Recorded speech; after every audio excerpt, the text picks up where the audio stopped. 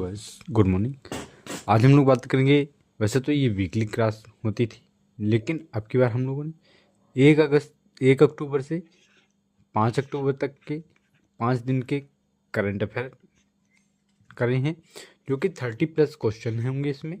ये question daily current affair, weekly current affair से कम है, लेकिन ये क्वेश्चन काफ़ी अधिक भी हैं। तो ये आपको संडे में वीकली क्लास दी जाती है, लेकिन इस वजह से, क्योंकि अभी हमने दे दी है, ये 5 दिन हुए तो संडे के दिन ही दिया करेंगे। ठीक है, बात करते हैं नेक्स्ट क्वेश्चन। पहला क्वेश्चन कि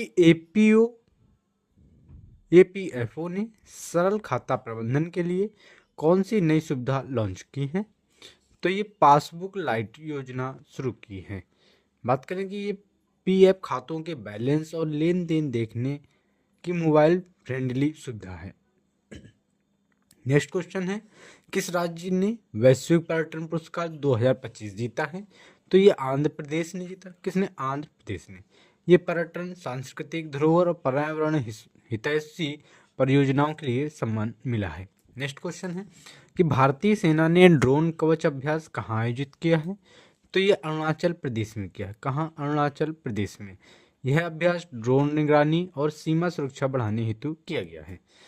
भारत ICAO परिषद के किस भाग में पुनः निर्वाचित हुआ है?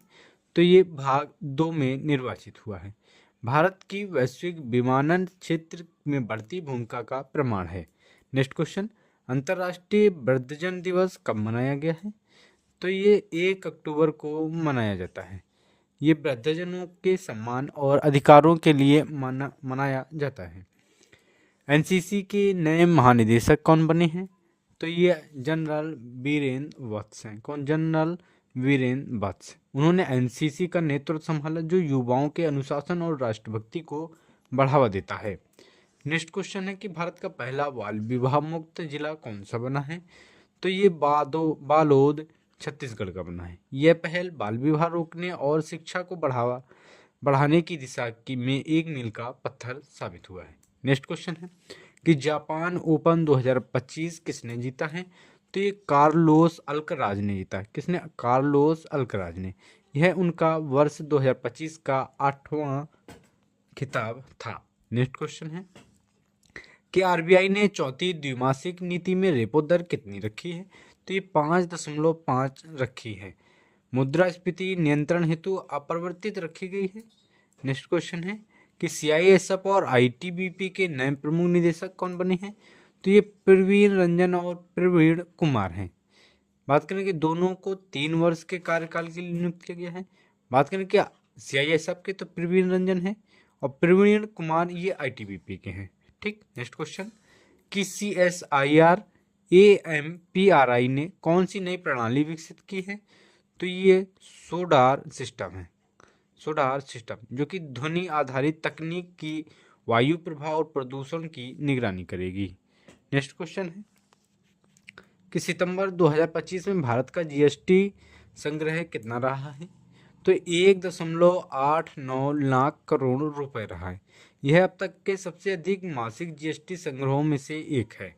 नेक्स्ट क्वेश्चन है, भारत ने किस क्षेत्र में आत्मनिर्भरता मिशन शुरू किया है? तो ये दाल उत्पादन के क्षेत्र में किया है। दालों में आयात निर्भरता खत्म करने हेतु यह मिशन शुरू किया गया है। नेक्स्ट क्वेश्चन है कि भारत ने ISSA पुरस्कार किस क्षेत्र में जीता है? तो ये सामाजिक सुरक्षा में जीता है। भारत की सामाजिक सुरक्षा योजनाओं को वैश्विक मान्यता मिली है। नेक्स्ट क्वेश्चन कि पंडित छन्नूलाल मिश्र का निधन कितनी वर्ष की आयु में हुआ है? तो ये 89 वर्ष के थे, यानी 89 वर्ष। ये ठुमरी और भजन गायन के लिए प्रसिद्ध बनारस घराने के गायक थे। नेक्स्ट क्वेश्चन, मीराबाई चानू ने विश्व भारोत्तोलन चैंपियनशिप 2025 का कौन सा पदक जीता है? तो ये रजत पदक जीता। कौन सा? रजत पदक। उन्होंने 49 किलोग्राम वर्ग में शानदार प्रदर्शन किया है। नेक्स्ट क्वेश्चन, भारत ने कौन सा डिजिटल विश्वविद्यालय शुरू किया है? तो ये नीलित डिजिटल विश्वविद्यालय। यह IT और इलेक्ट्रॉनिक शिक्षा पर आधारित है। नेक्स्ट क्वेश्चन, UPSC ने किस उपलब्धि के 100 वर्ष पूरे किए हैं? तो ये योग्यता आधारित भर्ती प्रणाली के। यूपीएससी की स्थापना 1 अक्टूबर 1926 को हुई थी। नेक्स्ट क्वेश्चन, किन दो अधिकारियों को बैंक के सीईओ के रूप में नियुक्त किया गया है? तो आशीष पांडे और कल्याण कुमार को। दोनों को 3 वर्ष के कार्यकाल के लिए चुना गया है। नेक्स्ट क्वेश्चन, कि गांधीवादी समाजवादी डॉक्टर जीजी पारेख का निधन कितनी वर्ष की आयु में हुआ है? तो ये 100 वर्ष के थे। वे स्वतंत्रता सेनानी और गांधीवादी विचारक भी थे। नेक्स्ट क्वेश्चन, कि एनसीआरबी 2023 की रिपोर्ट किन 3 विषयों पर चिंता जताई गई है?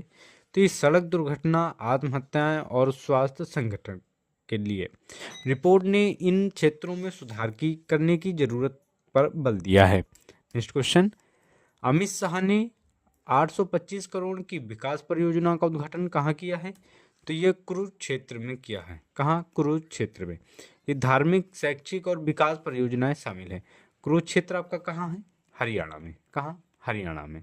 नेक्स्ट क्वेश्चन, पीएम मोदी ने युवाओं के लिए कितनी राशि की योजनाएं शुरू की है? तो ये 62,000 करोड़ की राशि शुरू की है।